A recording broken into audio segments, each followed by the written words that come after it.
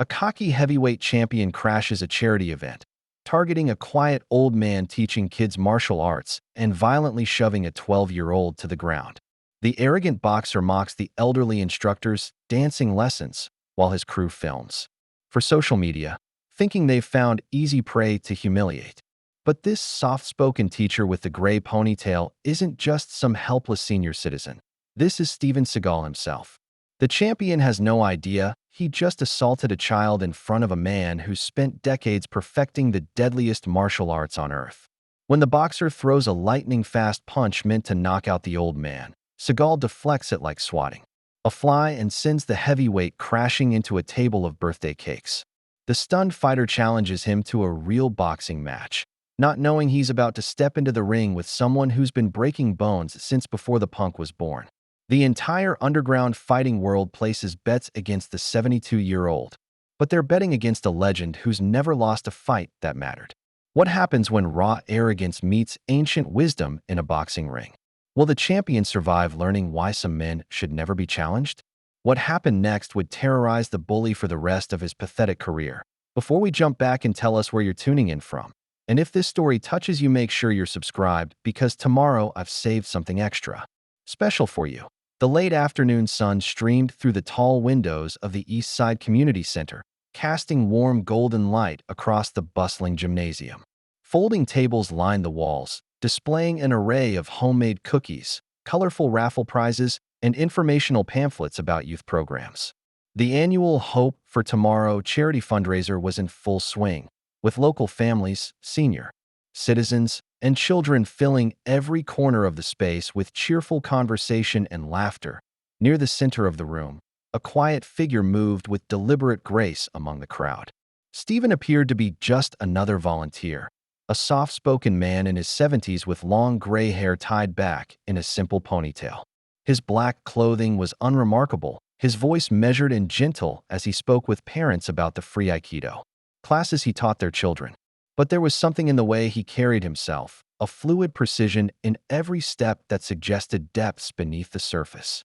"Mr. Stephen, can you show us that move again?" called out 12-year-old Marcus Williams, his eager voice cutting through the ambient noise.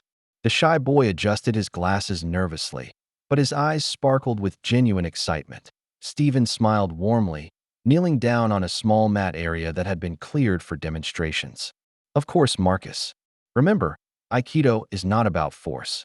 Against force, we redirect energy like water flowing around a stone." A small group of children gathered in a semicircle as Stephen began demonstrating basic movements. His actions were still precise and powerful despite his age, each technique flowing seamlessly into the next. Parents paused their conversations to watch, drawn by the quiet authority in his teaching. "The goal is never to harm," Stephen explained, his voice carrying clearly across the gymnasium. "We seek to neutralize aggression while protecting both ourselves and others. Even those who would hurt us deserve compassion." Young Marcus nodded solemnly, attempting to mirror his teacher's graceful movements. The other children followed suit, their faces scrunched in concentration as they tried to capture even a fraction of Stephen's fluid control.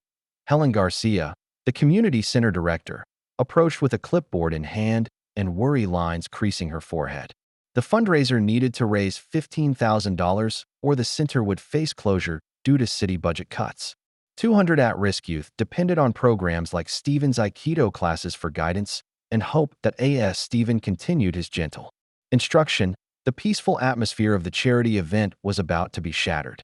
Outside, the rumble of expensive engines announced the arrival of visitors who would view this gathering very differently than the families who called this place home. The front doors of the community center burst open with a theatrical flourish, admitting a blast of hip-hop music from the street.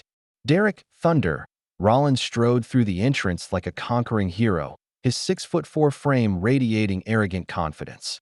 Gold chains glinted against his designer tracksuit, and his perfectly maintained goatee framed a smile that never quite reached his eyes. His entourage followed close behind. Manager Eddie Kozlov in his flashy suit and omnipresent sunglasses. Trainer Marcus Kane scanning the room with professional assessment, and social media coordinator Jessica Lynn already live streaming their arrival. The contrast between Derek's expensive appearance and the modest community center was stark and intentional. Detroit, your champion has arrived, Derek announced, his voice booming across the gymnasium. The cheerful conversations died as heads turned toward the spectacle. Children pressed closer to their parents while senior citizens exchanged uncertain glances. Eddie immediately went to work, moving through the crowd with practiced ease. Derek Thunder Rollins, your heavyweight champion of the world, he announced to anyone within earshot, pressing glossy promotional materials into reluctant hands. Here to give back to the community that made him great. Derek basked in the attention, pulling out his phone to take selfies with starstruck teenagers. His presence dominated the room completely, transforming the intimate charity gathering into something resembling a nightclub appearance. The expensive cologne he wore seemed to overpower even the scent of homemade cookies from the bake sale tables. "This is incredible," Derek said loudly, making sure his voice carried to every corner of the room. "Real families, real community spirit. This is what America is all about, right here." Jessica positioned herself strategically, capturing every moment for Derek's social media channels. The lighting in the gymnasium wasn't ideal for filming, but the authentic setting would play well with his audience. Working-class charity events tested better than nightclub appearances with focus groups. Helen Garcia approached nervously, smoothing her practical cardigan as she extended a trembling hand. "Mr. Rollins, welcome to our Hope for Tomorrow fundraiser. We're so honored that you take time from your busy schedule to visit us." Derek's smile widened as he shook her hand with exaggerated enthusiasm. "Anything for the kids, ma'am. Anything for the future of Detroit." His eyes were already scanning the room, looking for the most photogenic opportunities to document his supposed generosity. Eddie whispered in Derek's ear about donation amounts and tax benefits, while Jessica continued filming. The family atmosphere that had filled the room just minutes earlier was rapidly dissolving under the weight of celebrity presence and calculated publicity. In his quiet corner, Stephen continued teaching the children, but his awareness had shifted. Something had changed in the room's energy, and 30 years of law enforcement instincts were beginning to stir beneath his peaceful exterior. Derek's roaming gaze finally settled on Stephen's Aikido demonstration area, where a handful of children were still practicing the gentle movements their teacher had shown them. His expression shifted from performative charity to genuine disdain as he watched the slow, flowing techniques. "What's this dance class doing at a real charity event?" Derek called out, his voice cutting through the remaining conversations like a blade. He approached the mat area with his phone held high, clearly planning to mock the demonstration for his social media audience. Stephen continued instructing young Marcus in a basic wrist escape technique, his voice remaining calm and patient, despite the disruption. "Remember, Marcus, we don't fight force with force. We guide the energy where we want it to go."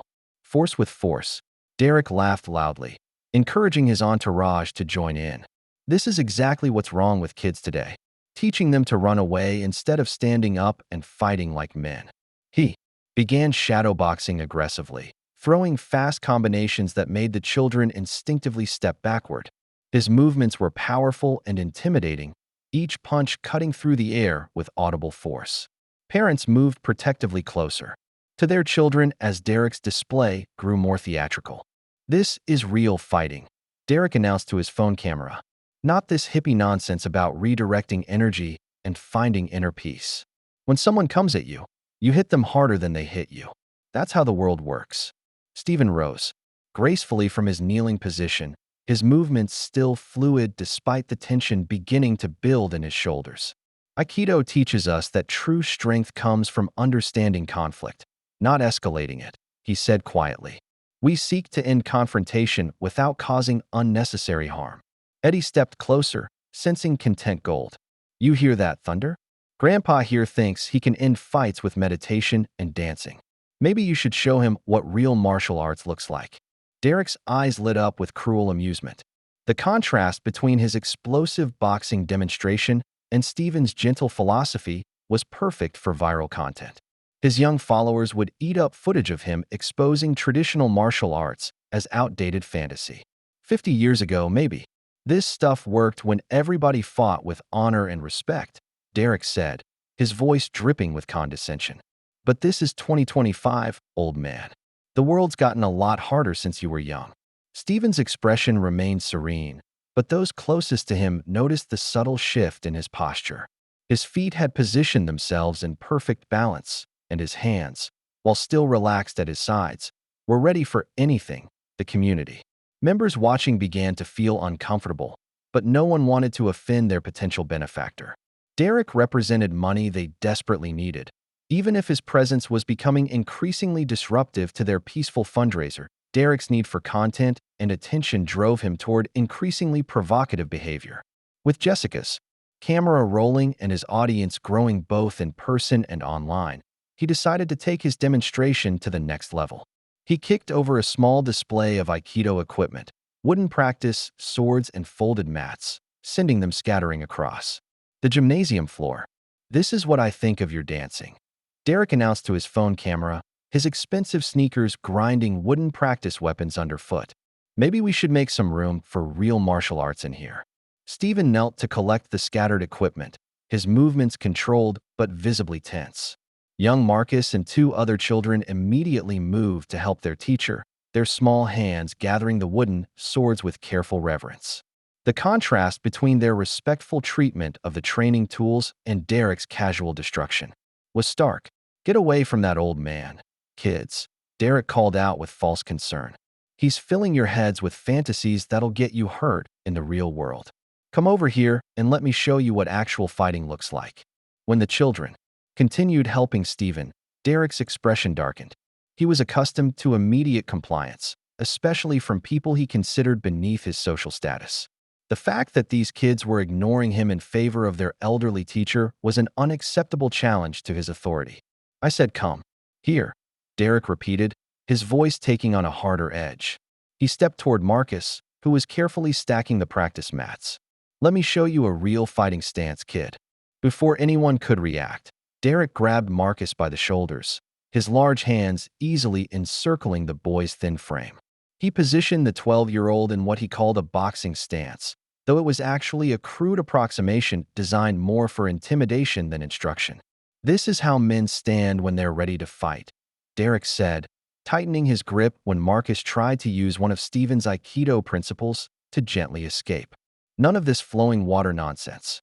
You plant your feet and you throw punches until somebody goes down." Marcus attempted to demonstrate the respectful disengagement technique Steven had taught him, but Derek's grip was too strong and too aggressive. The boy lost his balance and fell backward, his hands scraping against the gymnasium floor as he landed hard. A quiet whimper of pain and embarrassment escaped his lips.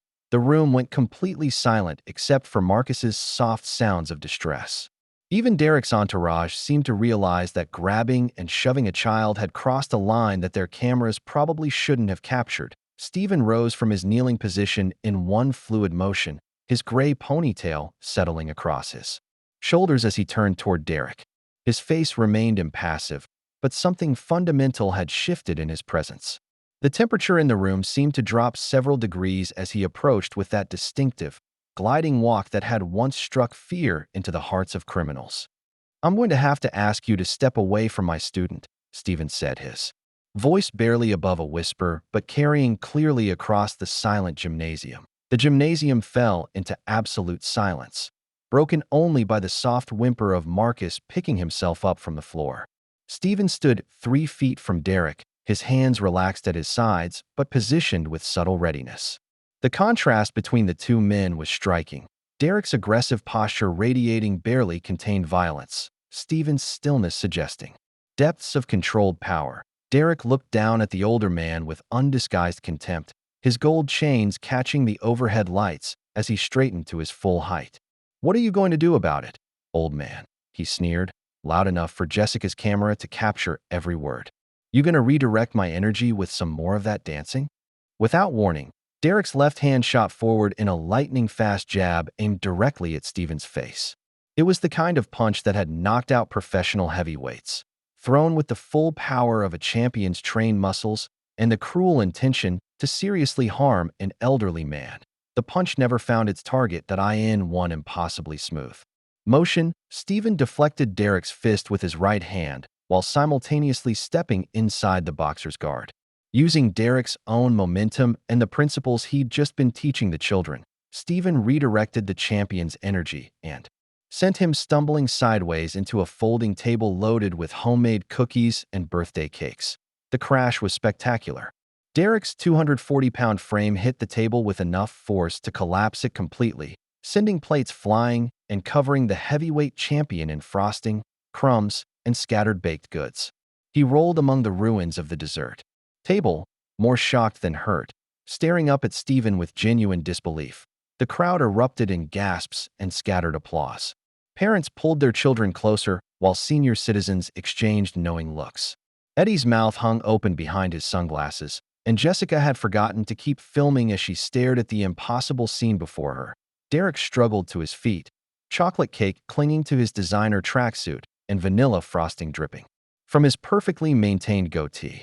His face flushed red with humiliation as he realized that a 72-year-old man had just effortlessly neutralized his best punch and made him look like a fool in front of his own cameras. The quiet Aikido instructor had just demonstrated that there were still consequences for bullying innocent people, regardless of how famous or powerful the bully believed himself to be. Derek rose from the wreckage of the dessert table like some frosting-covered monster, pieces of birthday cake sliding off his expensive tracksuit as he stood. His face had turned deep red with humiliation, and his hands clenched into fists as he realized what had just happened in front of his own cameras. "You want to fight for real, old man?" Derek shouted, his voice cracking with rage and embarrassment. "I'll destroy you. You think you got lucky with some cheap shot, but I'll show you what real fighting looks like." Eddie rushed to his fighter's side, frantically brushing crumbs off the designer clothing while shooting worried glances at the gathering crowd. This wasn't the kind of publicity they'd planned for, and the live stream had captured everything. "Thunder, maybe we should." "Shut up," Derek snapped, shaking vanilla frosting from his hair. "This old fool just assaulted the heavyweight champion of the world. I want satisfaction. I want a real fight in a real ring with real rules." Stephen had returned to checking on Marcus, kneeling beside the boy and examining his scraped hands with gentle concern. His voice remained calm as he spoke without looking up. "I'm not interested in fighting for entertainment or ego.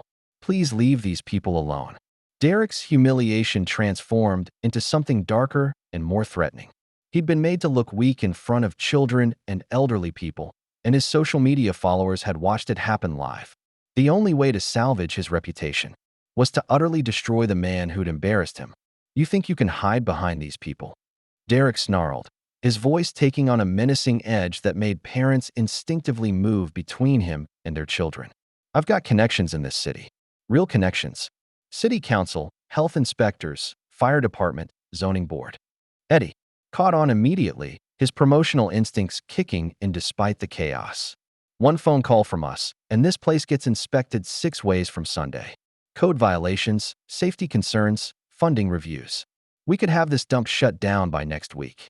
Helen Garcia's face went pale as the implications became clear.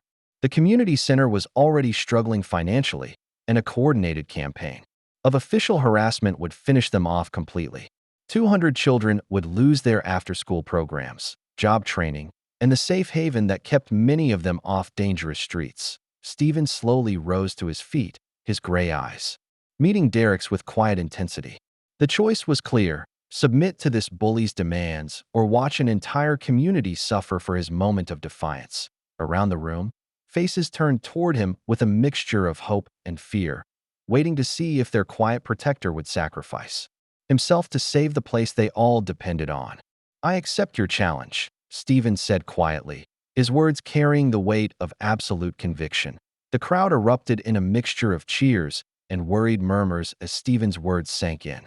Derek's expression shifted immediately from rage to savage satisfaction, while Eddie's eyes lit up with the unmistakable gleam of someone who'd just seen a massive opportunity fall into his lap. "Now we're talking," Eddie exclaimed, pulling out his phone with practiced efficiency. "Mickey's Gym, Saturday night. This is going to be huge, absolutely huge. The heavyweight champion versus..." He paused, realizing he didn't actually know Stephen's name. "Stephen," came the quiet response. "Just Stephen." Derek laughed harshly, still picking cake crumbs from his tracksuit. "Perfect. Thunder Rollins versus Just Steven. I like it. Makes it sound even more pathetic when I put you in the hospital. Eddie was already making calls, his voice taking on the rapid-fire cadence of a seasoned promoter. Mickey's Gym, Saturday. Night, 8 o'clock. Standard boxing rules. No kicks, no throws, no grappling. Just fists in a regulation ring. 3-minute rounds. Unlimited rounds until knockout or submission. The terms heavily favored Derek, and everyone in the room knew it. Boxing rules would theoretically neutralize Steven's martial arts advantages, forcing him to compete in Derek's specialized domain. The crowd watched Steven's face for any sign of concern, but his expression remained perfectly calm. "I'll referee," came a gravelly voice from the back of the room. Frank Kowalski, a 72-year-old retired police sergeant, stepped forward with the quiet authority of someone accustomed to maintaining order. 30 years on the force, 10 years as a licensed boxing referee. Nobody questions my calls. Derek shrugged dismissively. Fine by me. Just make sure you can count to 10 when Grandpa hits the canvas. Eddie continued his phone negotiations, arranging venue details and already calculating potential pay-per-view numbers. $50,000 purse, winner takes all. If the old man wins, his share goes to this community center. The financial stakes made the challenge even more significant. $50,000 would keep the center operating for years, but only if Steven could somehow defeat a professional heavyweight champion 30 years his junior. Helen Garcia clutched her clipboard with white knuckles, torn between hope for the center's financial salvation and terror that Steven might be seriously injured or killed in pursuit of it. As the crowd began to disperse, buzzing with excitement and worry, Steven remained in the now-quiet gymnasium. The scattered remains of the charity event surrounded him. Overturned tables, scattered promotional materials, and the destroyed Aikido equipment that had started this entire confrontation. Saturday night at Mickey's Gym. 7 days to prepare for the most important fight of his life. The community center fell quiet as the last stragglers departed, leaving Steven alone with the wreckage of what had been a peaceful charity event. Overturned tables and scattered baked goods served as stark reminders of how quickly Derek's presence had transformed hope into conflict. Steven moved through the space methodically, collecting the scattered Aikido equipment with the same reverence the children had shown earlier. Outside, word of the challenge was already spreading through Detroit's underground fighting community like wildfire. At Mickey's Gym, Angelo DiMaggio answered Eddie's call with the weary resignation of someone who'd seen too many mismatches disguised as legitimate fights. The venue booking was confirmed, though Angelo privately wondered if he'd be hosting an execution rather than a boxing match. In sports bars across the city, the impossible matchup became instant fodder for speculation and betting. Thunder Rollins, professional heavyweight champion in his physical prime, versus an unnamed 72-year-old Aikido instructor. The odds makers didn't even bother with competitive lines. This was being treated as guaranteed entertainment rather than an actual contest. Derek's team had retreated to their hotel suite, where Eddie paced excitedly while calculating potential revenue streams. The story had everything: generational conflict, traditional values versus modern arrogance, David versus Goliath with a geriatric twist. Jessica was already editing footage for maximum viral impact, carefully omitting the part where Derek had been embarrassed by the dessert table incident. "This is perfect," Eddie muttered, scrolling through early social media reactions. By Saturday night, half the country will be talking about this. Pay-per-view, merchandise, book deals. We're looking at millions in long-term revenue. Derek sat in sullen silence, mechanically working frosting from his hair while replaying the moment of his humiliation. The old man's movement had been impossible, too. Fast, too precise, too effortless for someone of his age. But boxing was different. In a ring, with proper rules, Derek's natural advantages would be insurmountable. Back at the community center, Steven finished restoring order to the gymnasium. The children's practice mats were folded and stacked, the wooden training swords arranged with military precision. Helen Garcia had gone home hours ago, leaving him alone with his thoughts and the enormous responsibility he'd just accepted. He walked to the windows overlooking the Detroit skyline, where evening shadows stretched across working-class neighborhoods filled with families who depended on this place for hope and opportunity. 200 children whose futures hung in the balance of a 72-year-old man's ability to adapt ancient wisdom to modern violence. Stephen closed his eyes and began the first of many meditative practices that would prepare him for Saturday night. The real training was about to begin. Monday morning arrived gray and cold, typical for Detroit in late autumn. Stephen walked through the empty streets toward Mickey's gym, his breath visible in small puffs as he moved with that distinctive gliding stride. The legendary boxing venue sat like a monument to forgotten glory, its brick facade weathered by decades of Michigan winters and faded dreams. Angelo DiMaggio was unlocking the front door when Stephen arrived, the 80-year-old trainer moving with the careful precision of someone whose body had absorbed 60 years of boxing wisdom. The smell of leather and sweat hit them immediately upon entering. Since so deeply embedded in the walls, they'd become part of the building's DNA. "You sure about this, son?" Angelo asked, flipping on lights that revealed vintage fight posters, covering every available wall space. "That boy's got 40 pounds on you in 30 years. Plus hands fast enough to kill a man." Stephen surveyed the gym with appreciative eyes, taking in the heavy bags hanging like silent sentinels and the elevated ring dominating the center of the space. "I've faced worse odds before. The question isn't whether Derek is dangerous. It's whether I can adapt my principles to his environment." They began with basic assessment, Angelo watching Stephen's natural movement patterns with the trained eye of someone who'd developed 3 world champions. What he saw defied conventional boxing wisdom: footwork that flowed like water, hand positioning that seemed to anticipate attacks before they developed, breathing patterns that suggested meditation as much as athleticism. "We ain't teaching you boxing," Angelo realized after 30 minutes of observation. "We're translating what you already know into boxing language." The training took on an experimental quality, blending Angelo's technical expertise with Stephen's martial arts mastery. Traditional boxing combinations were deconstructed and rebuilt using Aikido principles, slipping punches by millimeters rather than dramatic head movement, counterattacking from unexpected angles that used opponents' force against them. By noon, sweat darkened Stephen's black shirt despite the gym's October chill.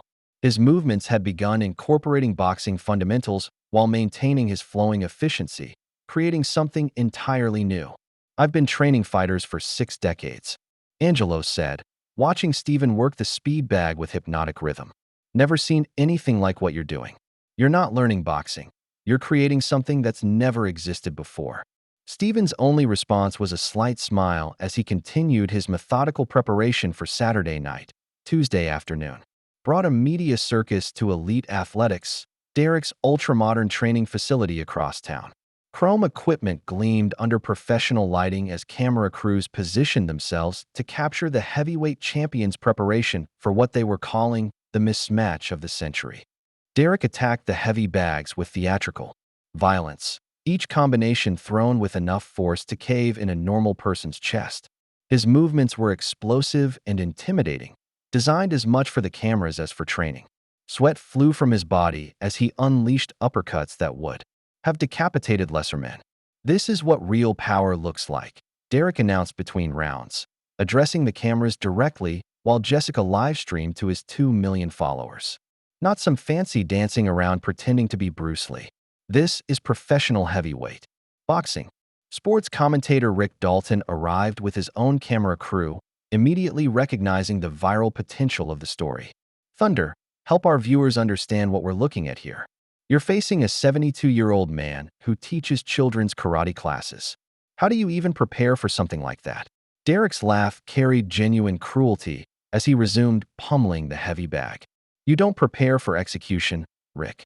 You just show up and do what comes naturally. Grandpa's living in some fantasy where ancient martial arts beat modern athleticism." Saturday night, reality comes calling. The betting odds had reached absurd proportions, 75-1 against Stephen, with most bookmakers refusing action entirely.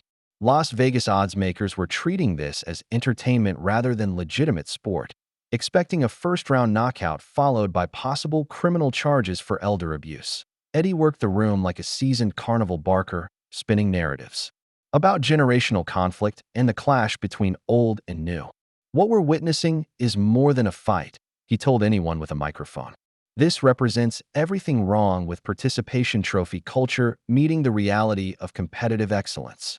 The training session concluded with Derek punching through a stack of wooden boards while cameras captured every splinter. His final words to the live stream carried the confident malice of someone who'd never faced real consequences. Saturday night, Detroit learns the difference between real fighting and senior citizen dance class. Grandpa's about to get a very painful education. Meanwhile, at Mickey's gym, Steven continued his quiet preparation, oblivious to the media storm building around their confrontation. Angelo watched him work with growing amazement, recognizing something he'd never seen in 60 years of boxing. A fighter who improved not through repetition, but through understanding. Wednesday evening brought an unexpected visitor to Mickey's gym. Jimmy Torino entered as Steven finished his work on the heavy bag, the former heavyweight contender's weathered face bearing the accumulated wisdom of someone who'd survived the boxing world's darker elements. "We need to talk," Jimmy said without preamble, his voice carrying the gravity of someone delivering bad news. Away from ears that might be listening, they walked to Angelo's cramped office, where yellowed photographs of forgotten champions watched from water-stained walls. Jimmy closed the door carefully before speaking, his words measured and precise. "Derek ain't just some spoiled champion," Jimmy began, settling into a chair that creaked under his still powerful frame. "Kid's been juicing for 2 years, designer steroids that don't show up on standard tests. But that's not the real problem." Steven listened with the stillness of someone accustomed to absorbing crucial intelligence, his gray eyes never leaving Jimmy's face. "Eddie Kozlov owes money to Viktor Petrov," Jimmy continued. 200 grand in gambling debts, plus interest that's been compounding for months. Victor's the kind of man who collects debts in blood when money ain't available. The name hit Steven like cold water. Viktor Petrov, arms trafficker, money launderer, and the ghost from a case that had cost him everything 30 years ago. The man who'd ordered Michael Chang's death and escaped justice through political corruption. "There's more," Jimmy pressed on, noting Steven's reaction. "Derek's got specific weaknesses if you know how to exploit them. Drops his right hand after combination punches, gets sloppy against southpaw fighters, and he's never faced anyone who doesn't fight the way he expects." They spent the next hour dissecting Derek's fighting style through Jimmy's insider knowledge. The champion was powerful and fast, but predictable in his patterns. More importantly, his psychological profile revealed someone who depended entirely on intimidation to break opponents before physical violence became necessary. "Derek's never been in a real fight," Jimmy explained. "Professional boxing, amateur competition, controlled sparring. It's all been regulated environments where his natural gifts guaranteed victory. Take away his ability to intimidate, and you're fighting a different man entirely." As they prepared to leave Angelo's office, Jimmy delivered his final warning. "This ain't just about boxing anymore, Steven. Victor's got plans for this fight that go way beyond settling Eddie's debts. Be very careful who you trust, and watch your back outside the ring."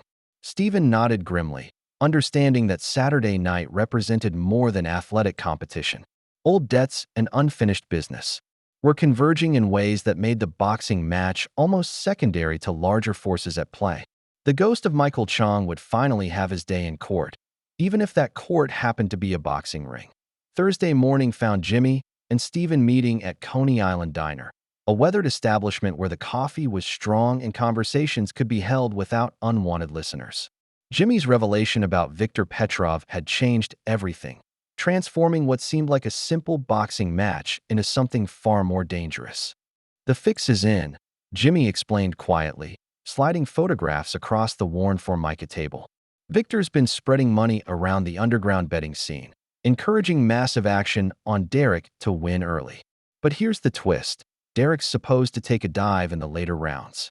Steven studied the photographs showing Victor meeting with various bookmakers and criminal associates. The same pale eyes and calculating expression that had haunted his nightmares for 3 decades stared back from surveillance images. "They want the betting to go heavy on Derek's early dominance," Jimmy continued.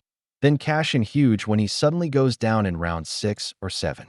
Victor stands to make millions on insider information." The criminal conspiracy was elegant in its simplicity, But Jimmy's next words revealed its truly sinister nature. Before Derek takes his dive, he's been instructed to hurt you. Badly. Victor wants you injured enough that you can't continue fighting effectively, which makes the fix look legitimate. Stephen absorbed this information with characteristic calm, though his hands tightened almost imperceptibly around his coffee cup. The plan wasn't just financial fraud. It was attempted murder disguised as athletic competition. There's something else, Jimmy added, his voice dropping even lower. Victor knows who you are, Stephen. He's known since Eddie first mentioned your name. This whole thing, Derek showing up at the community center, the public challenge, the media circus, it's all been orchestrated. The final piece of the puzzle clicked into place. Victor had recognized Stephen's name from their decades-old confrontation and had maneuvered events to create this opportunity for revenge. The community center, the children, the entire neighborhood, they were all just bait in an elaborate trap. Stephen reached into his jacket and withdrew a secured phone, dialing a number he'd memorized but never expected to use again. When the call connected, he spoke a single code phrase that would activate resources dormant for 30 years. Priority 7. Request immediate operational support for Saturday evening, Detroit location. His voice carried the authority of someone whose federal credentials had never actually expired, just gone dormant as they left the diner. Stephen's expression had hardened into something Jimmy recognized from his own fighting days. The look of a man who'd stopped worrying about winning and started planning for war. Viktor Petrov had made a critical error in judgment. He'd assumed that 3 decades of quiet retirement had softened his old enemy. Saturday night would prove just how wrong that assumption had been. Thursday afternoon brought unwelcome visitors to Mickey's gym. As Stephen worked the speed bag with meditative rhythm, Angelo noticed unfamiliar faces lingering across the street. Men with expensive cameras and the practiced surveillance techniques of professionals who weren't supposed to be seen. "We got company," Angelo muttered, nodding toward the windows. "Same crew that's been watching since yesterday." Stephen continued, his training without missing a beat, but his awareness expanded to encompass every corner of the gym. Marcus Kane, Derek's trainer, had positioned hidden cameras throughout the building, attempting to document Stephen's preparation for tactical analysis. What they were recording, however, was carefully curated performance designed to mislead rather than inform Elite Athletics. Derek's team huddled around computer screens displaying footage of Stephen's sessions. The old man's movements appeared deliberate but unremarkable, basic boxing combinations mixed with strange flowing motions that seemed more like dancing than fighting preparation. "This is what we're worried about," Marcus Kane asked incredulously, rewinding video of Stephen's footwork drills. "He moves like he's underwater.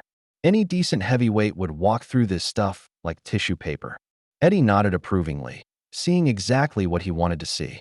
The surveillance confirmed their assumptions about Stephen being a delusional old man whose martial arts background was more fantasy than reality. The footage would be perfect for promoting Derek as a legitimate champion facing down a pathetic publicity stunt.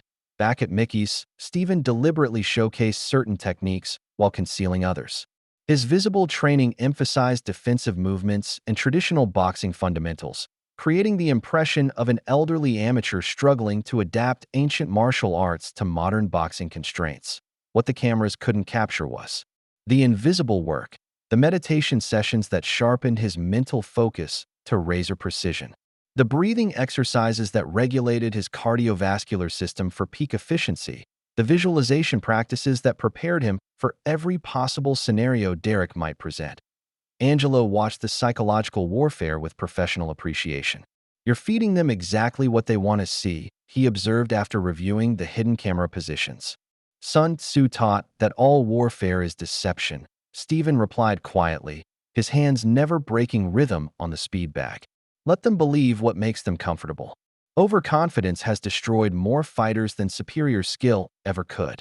That evening, Stephen reviewed his own security footage from the community center, spotting the same surveillance team that had been watching his gym sessions. Victor's operation was comprehensive, but predictable in its thoroughness. Saturday night was going to be full of surprises for everyone involved. Friday morning transformed the community center into something resembling a campaign headquarters. Word of Stephen's fight had spread throughout Detroit's working-class neighborhoods, and the response was overwhelming. Senior citizens who remembered when honor meant something arrived in small groups, organizing support efforts with military precision. Dolores Martino, who'd run Martino's Market for 30 years, set up donation tables while coordinating with local businesses. "This ain't just about one fight," she announced to the gathering crowd. "This is about showing these young punks that we don't roll over just because we got gray hair." Sal Benedetto arrived with a manila folder thick with testimonials about Stephen's quiet heroism over the years. Stories emerged of Stephen helping struggling families with groceries, mediating neighborhood disputes without violence, and teaching children discipline and confidence when their own parents had given up hope. "You want to know who Stephen really is?" Sal addressed the crowd, his voice carrying the authority of someone who'd worked Detroit assembly lines for 40 years. 3 years ago, my grandson Tony was running with the wrong crowd, headed for serious trouble. Stephen took that boy under his wing, taught him respect and self-control. Now Tony's in college on an academic scholarship. Similar stories multiplied throughout the morning. Families whose lives had been touched by Stephen's patient mentoring, elderly neighbors he'd helped during harsh winters, children who'd found direction through his Aikido classes. The community center had become the focal point for a movement that transcended sports or entertainment. Helen Garcia coordinated the logistics with practiced efficiency, her organizational skills evident as she managed volunteers, media requests, and security concerns. Local news crews arrived seeking human interest angles, but found something deeper, a genuine grassroots movement supporting values that seemed increasingly rare in modern society. Young Marcus Williams arrived with a handmade poster reading, "Mr. Stephen, our hero," his scraped hands now bandaged, but his spirit unbroken. The boy had become an unexpected symbol of why this fight mattered, representing innocence that deserved protection from bullies regardless of their fame or power. "Are you scared, Mr. Stephen?" Marcus asked during a quiet moment between interviews. Stephen knelt to the boy's eye level, his voice gentle but certain. "Fear is natural, Marcus, but we don't let fear stop us from doing what's right. Sometimes protecting the people we care about requires taking risks." As evening approached, the community center buzzed with energy that transcended mere sporting event anticipation. This had become something larger, a statement about values, respect, and the belief that wisdom and character could still triumph over arrogance and brute force. Saturday night couldn't arrive soon enough. Friday evening brought Stephen to his modest apartment, where he sat surrounded by photographs and documents he hadn't examined in 30 years. The manila folders contained memories of a different life. Agent Stephen Seagal, federal law enforcement, specializing in undercover operations against organized crime syndicates. The photograph of Michael Chong smiled back from a surveillance report dated 3 decades ago. His partner had been 28 years old, dedicated to justice, and absolutely fearless in pursuing criminal organizations that most agents avoided. Viktor Petrov's arms trafficking network had been their white whale, a case that promised to dismantle a major criminal enterprise. That Stephen's hands trembled slightly as he read Michael's final report, filed just hours before the ambush that claimed his life. They'd been close to exposing Victor's political connections, identifying corrupt officials who facilitated weapons smuggling operations. The case had been buried not because evidence was lacking, but because too many powerful people needed it to disappear. "I'm sorry, Michael," Stephen whispered to the photograph. "I should have been there with you that night." The guilt had driven him from law enforcement into self-imposed exile, choosing quiet service over pursuit of justice. Teaching children Aikido seemed like penance for his failure to protect his partner, a way to build something positive from the wreckage of his former life. But Viktor Petrov's reappearance changed everything. The man who'd ordered Michael's death was now orchestrating another trap, using innocent people as bait to draw Stephen into a carefully planned execution. The community center, the children, the entire neighborhood, they were all expendable pieces in Victor's revenge scheme. Stephen gathered the documents and photographs, carrying them to his small fireplace. One by one, he fed the memories to flames that danced with orange and blue intensity. 30 years of guilt and regret turned to ash as he symbolically released his past to focus completely on tomorrow's confrontation. The meditation that followed was deeper than any he'd achieved in years. His breathing slowed to barely perceptible levels, his heart rate dropping to that of someone in deep sleep, his mind achieving the crystalline clarity that had once made him federal law enforcement's most effective undercover operative. When Stephen opened his eyes 3 hours later, the man who rose from meditation was no longer the gentle Aikido instructor who taught children patience and respect. Agent Seagal had returned, carrying 30 years of accumulated wisdom and a burning need to finally deliver justice for his fallen partner. Viktor Petrov had made the mistake of believing that retirement meant surrender. Saturday night would demonstrate just how wrong that assumption had been. Saturday morning arrived with crisp autumn air and crystalline clarity that seemed to sharpen every detail of Detroit's awakening skyline. Stephen began his final day of preparation with Tai Chi movements in Riverside Park, his flowing forms drawing curious looks from early joggers who had no idea they were witnessing a legend's last meditation before war.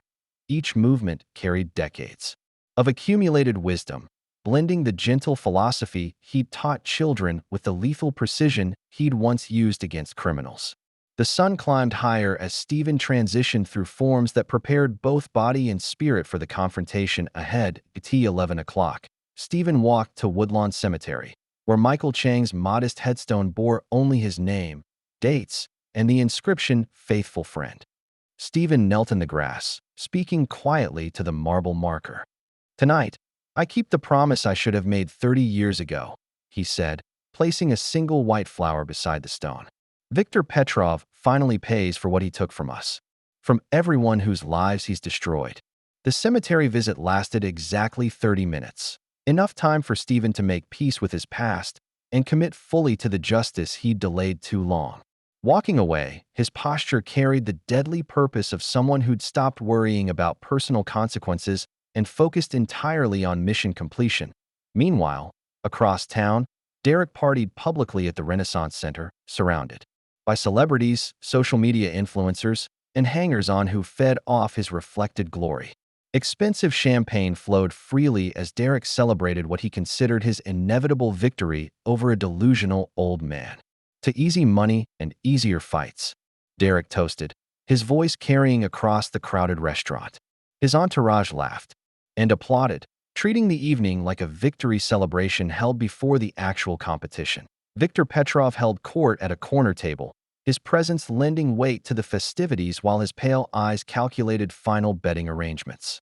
Millions of dollars now rode on the fixed outcome, with criminal organizations across 3 states positioned to profit from insider information about Derek's planned dive after inflicting serious injury on Stephen. As afternoon faded into evening, both fighters began their final preparations from opposite philosophical poles.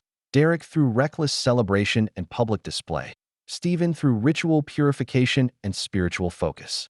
The contrast between their approaches would soon be reflected in the violence that awaited them both. At 7:30, Stephen locked his apartment door and began walking toward Mickey's gym, where 800 people waited to witness either justice or execution.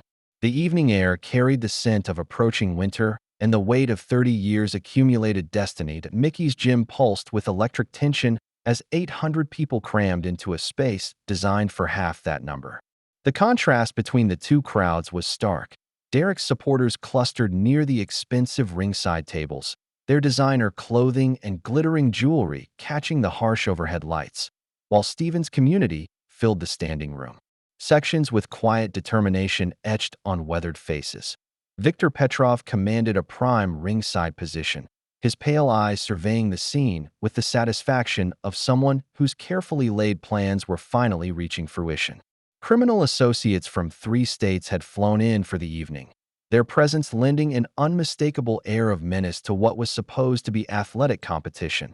The ring itself stood like an altar under blazing lights, its white canvas pristine and waiting for blood. Frank Kowalski checked the ropes and turnbuckles with methodical precision, his referee's uniform pressed and his authority absolute despite the criminal elements surrounding him. That Derek's entrance resembled a rock concert more than a boxing match.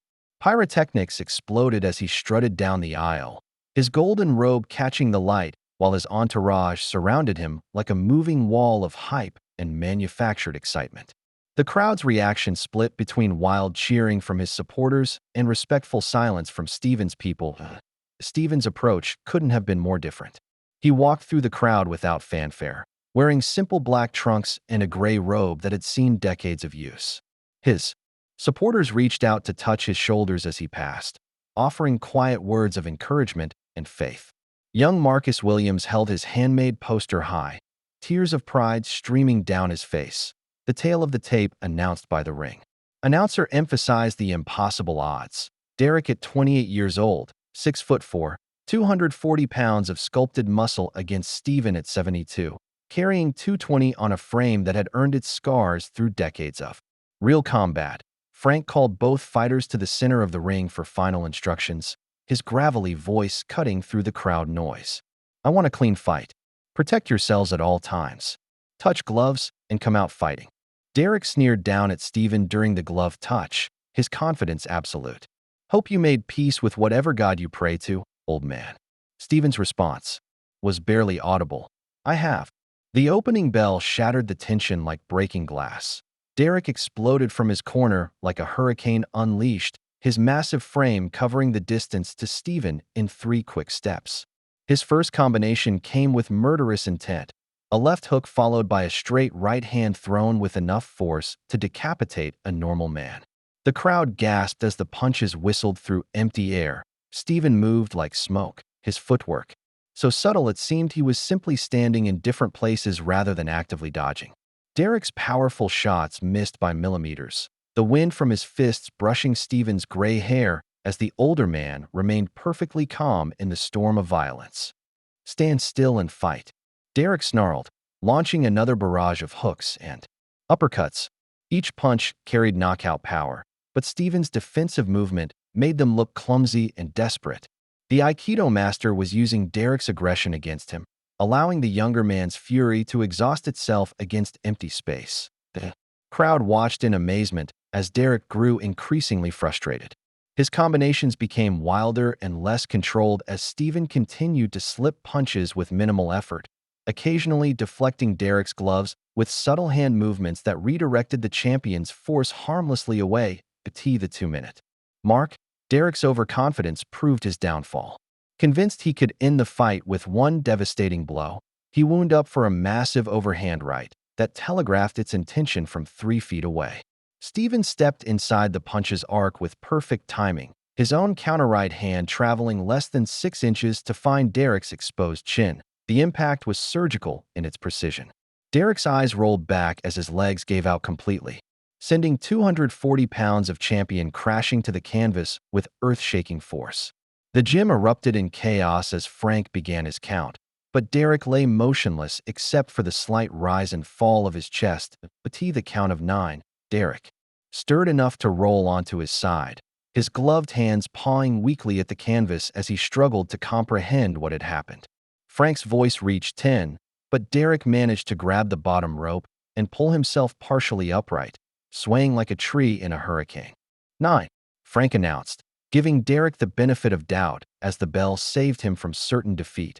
Eddie and Marcus Kane frantically worked on their fighter as Derek slumped on his stool, his eyes still unfocused and his confidence shattered completely. Across the ring, Steven sat calmly while Angelo offered water and quiet encouragement. The impossible had happened. A 72-year-old man had just knocked down the heavyweight champion of the world. In Derek's corner, panic reigned as Eddie realized their carefully orchestrated plan was collapsing in real time. Derek sat heavily on his stool, his eyes still glazed and his legendary confidence replaced by something his team had never seen before: genuine fear. "Listen to me," Eddie hissed urgently in Derek's ear, his voice barely audible over the crowd's roar. "The betting odds have shifted completely. Half the money in Vegas just moved to the old man after that knockdown. Victor's going to lose millions if this keeps up." Derek's head slowly cleared enough to understand the implications. The fixed fight was off. Victor's financial position was now catastrophically threatened, and failure would mean both Derek and Eddie facing the crime boss's wrath. The dive they'd planned for later rounds was no longer an option. "You have to win," Eddie continued desperately. "Not just win, destroy him. Whatever it takes, make sure he can't continue." Victor's not the forgiving type when people cost him this kind of money. Derek's eyes showed real terror for the first time in his professional career. He'd never been hurt in a boxing ring, never faced an opponent who didn't fight exactly as expected. The old man had made him look like an amateur in front of 800 people and a national television audience. Marcus Kane worked frantically to restore Derek's focus, but the psychological damage was already done. Forget what just happened, he instructed. It was lucky shot. Get back in there and use your size advantage. Lean on him, tire him out, then take him apart piece by piece. Round 2 began with Derek desperate and dangerous. His strategy shifted from boxing to survival. Using every dirty tactic he'd learned from watching street fights and underground competitions. He grabbed Steven in clinches and threw short, illegal punches to the kidneys and back of the head. Frank warned Derek repeatedly, but the champion continued his assault of rabbit punches and holding violations. His corner had told him to win at any cost, and Derek interpreted that literally. Each dirty shot was followed by exaggerated apologies to the referee while he searched for the next opportunity to cheat. Steven adapted to each illegal tactic with Aikido principles, using Derek's rule violations to create openings for precise counterattacks. When Derek held and hit, Steven redirected the energy into short, devastating body shots that made the champion wince with pain. By round 3, Derek's desperation had become obvious to everyone in the building. His illegal tactics weren't working, and his confidence continued to erode with each failed attempt to hurt his elderly opponent. The psychological collapse was complete. Derek was no longer fighting to win, but simply trying to survive until his corner could find a way to stop the systematic dismantling of everything he believed about himself. By the end of round 4, Derek was a broken man masquerading as a champion. His face showed the accumulated damage of Steven's precise counterpunching. A cut over his left eye, swelling around his right cheek, and the haunted expression of someone whose entire worldview had been shattered in 12 minutes of violence. Steven remained unmarked and seemingly unfatigued, his breathing steady and his movements as fluid as when the fight began. The contrast between the two fighters was stark. Derek battered and desperate, Steven calm and methodical in his surgical dismantling of the younger man's defenses. Eddie paced frantically behind Derek's corner, his phone pressed to his ear as he tried to manage the catastrophic financial implications of his fighter's collapse. Victor's betting syndicate stood to lose tens of millions as money continued flowing towards Steven, transforming what should have been guaranteed profit into potential bankruptcy. In the crowd, Viktor Petrov's pale eyes had turned cold with calculation. His original plan lay in ruins, but 30 years of criminal survival had taught him to adapt quickly to changing circumstances. If Derek couldn't deliver the victory Victor needed, other arrangements would have to be made. Steven noticed the subtle movements beginning throughout the crowd. Victor's associates shifting positions, moving closer to the community members who'd come to support their champion. Young Marcus Williams and the other children were now effectively surrounded by dangerous men who could disappear them in the chaos of crowd reactions. The message was clear without being spoken. Steven could win the fight, but losing everything that mattered to him remained a very real possibility. Victor's power extended far beyond the boxing ring, and innocent people would pay the price for Derek's failure. Between rounds, Steven caught Marcus's eye in the crowd and saw the faith and determination shining there.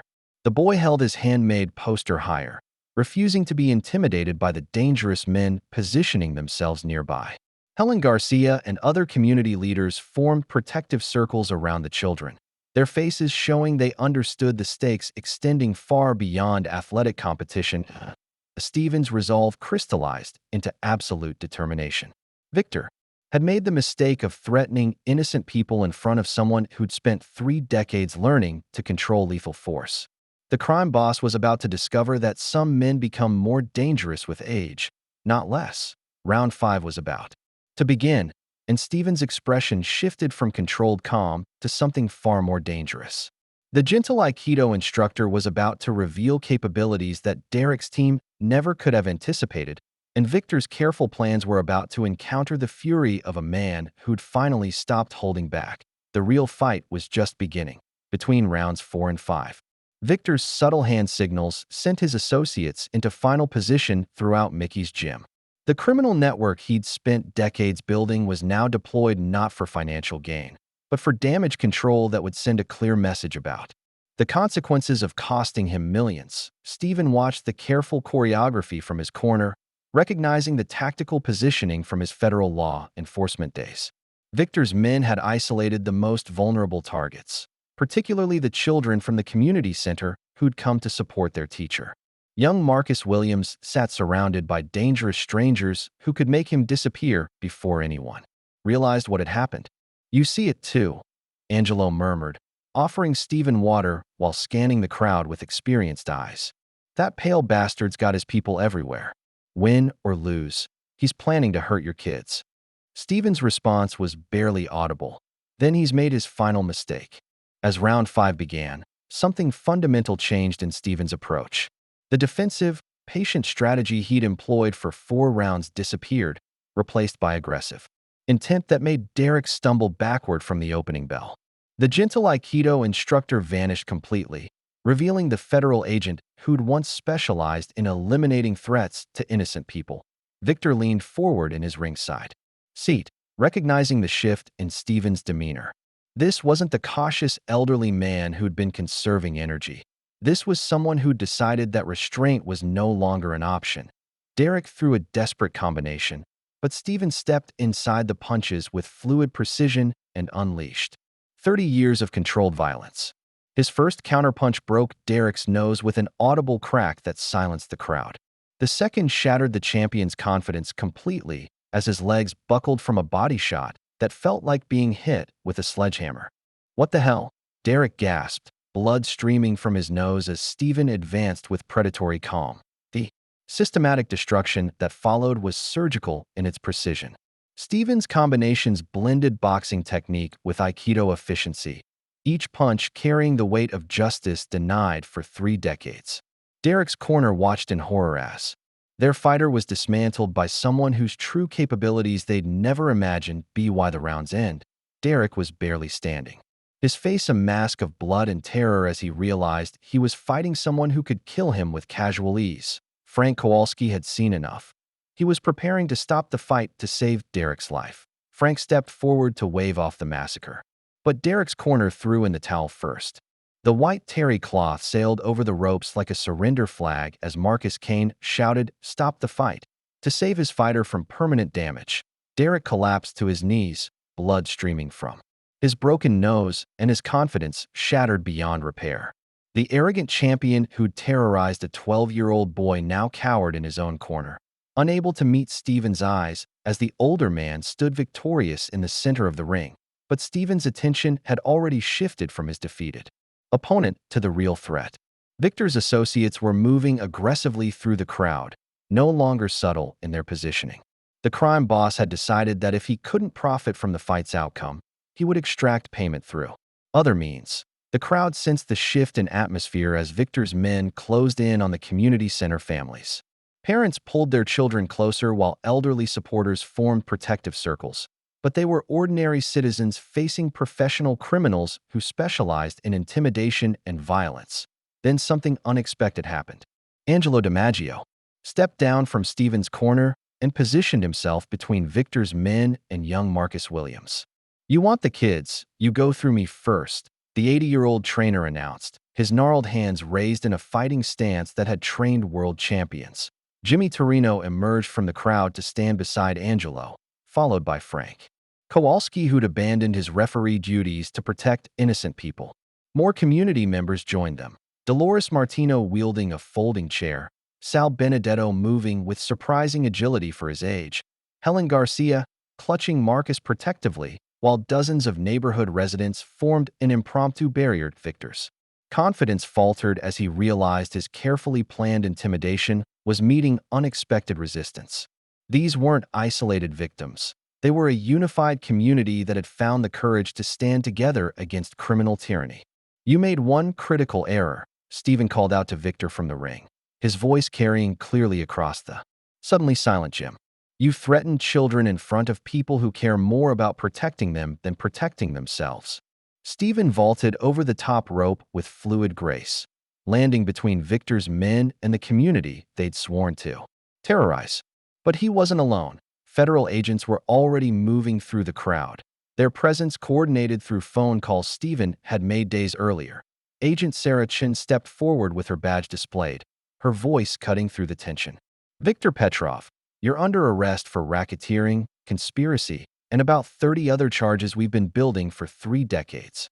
Victor's empire was collapsing around him as agents moved with practiced efficiency, but his pale eyes remained fixed on Stephen with murderous intent. Victor's arrest proceeded with the efficiency of an operation 30 years in the planning. Federal agents moved through Mickey's gym like a choreographed dance, systematically dismantling the criminal network that had taken root in Detroit's underground economy. The fight had been the perfect cover for a law enforcement operation designed to capture Victor's entire organization in one coordinated sweep. Agent Steven Seagal, Federal Task Force. Stephen announced quietly as Agent Chun secured Victor in handcuffs. Some cases take longer to close than others, but justice eventually finds everyone. Victor's pale eyes widened with recognition and fury as he realized the scope of Stephen's deception. The gentle Aikido instructor had been a federal operative all along, using his retirement as cover while building an airtight case against the man who'd murdered his partner 3 decades earlier. Derek remained on his knees in the corner, his broken confidence now accompanied by the understanding that he'd been a pawn in a much larger game. Eddie Kozlov was already in custody, his gambling debts and criminal associations making him a cooperating witness in exchange for reduced charges. The crowd watched in amazement as the truth emerged. Stephen's community center work hadn't been retirement. It had been the perfect cover for someone gathering intelligence on organized crime's infiltration of legitimate businesses and sporting events. Marcus Williams broke free from Helen Garcia's protective grip and ran toward the ring, his young voice cutting through the organized chaos. "Mr. Stephen, you won. You really won." Stephen knelt to catch the boy, his expression softening from federal agent back to the patient teacher who'd guided Marcus through Aikido lessons. "We all won tonight, Marcus. Sometimes protecting the people we care about requires taking risks, but it's always worth it." The community center supporters erupted in celebration as they realized their champion had delivered more than athletic victory. He'd eliminated the criminal element that had been preying on their neighborhood for years. Drug dealers, illegal gambling operations, and protection rackets would all disappear with Victor's organization. Angelo approached with Derek's abandoned championship belt, offering it to Stephen with a grin. "Technically, you won this fair and square. Though I'm guessing federal agents don't usually accept boxing titles as evidence." Stephen smiled and shook his head. "Some victories are worth more than gold. Besides, I think this belongs somewhere it can inspire better values than the ones Derek was representing." As federal agents completed their arrests and the crowd began to disperse, Stephen looked around Mickey's gym with satisfaction. Justice had finally been served. Innocent people were safe, and a community had proven that standing together could overcome any threat. The gentle Aikido instructor had completed his most important mission, not as a federal agent, but as a protector of those who needed someone willing to fight for what was right. 1 week later, the Eastside Community Center buzzed with celebration rather than desperation. The Hope for Tomorrow fundraiser had been rescheduled, and the gymnasium overflowed, with donors eager to support a cause that had captured national attention. News of Stephen's victory had spread far beyond Detroit, inspiring contributions from people who believed in the values he represented. Derek Rollins arrived quietly through the back entrance, without his usual entourage of hangers-on and social media crews. His face still bore the healing marks of their encounter, but more importantly, his demeanor had changed completely. The arrogant swagger was gone, replaced by genuine humility that came from having his worldview shattered and rebuilt. "I owe you an apology," Derek said simply, approaching Stephen near the same spot where their confrontation had begun. "To you, to Marcus, to everyone here. I was everything wrong with what fighting should represent." Stephen studied the young man's face, seeing sincerity where arrogance had once lived. "Apologies are meaningless without changed behavior. What matters is what you do next." Derek nodded and placed a large cardboard check on the nearest table, his championship purse donated in full to the community center, along with his heavyweight belt, which would be displayed as a reminder that strength without character was worthless. I've fired Eddie and signed with a trainer who cares more about building men than building bank accounts. Derek continued. I want to learn what real martial arts are about. Discipline, respect, protecting people instead of hurting them. Helen Garcia accepted the donation with tears in her eyes, knowing the center was now secure for years to come. More importantly, Victor's arrest had eliminated the criminal pressure that had been slowly strangling neighborhood businesses and community programs. Young Marcus Williams and a dozen other children gathered around Stephen as he prepared to resume his Aikido demonstration. But now the group included several young men who'd been part of Derek's crew, drawn by their former champion's genuine transformation and curious about the values that had produced such unexpected strength. Mr. Stephen, Marcus asked, adjusting his glasses with the confidence of someone whose faith had been rewarded. Will you teach us that move you used to beat the bad guys? Stephen smiled as he looked around the room, at Derek learning to bow respectfully before stepping onto the practice mat, at community members whose faith had been rewarded, at children whose futures were brighter because someone had been willing to fight for what was right. I'll teach you something better than fighting moves, Stephen replied, guiding Marcus through a basic Aikido form. I'll teach you that real strength comes from protecting others, that wisdom is more powerful than muscle, and that sometimes the most important victories happen when good people refuse to give up. Outside the community center's windows, Detroit's skyline stretched toward a horizon full of possibilities, while inside, the patient work of building character continued one student at a time. If you like the story, please watch another story on our channel and subscribe to the channel.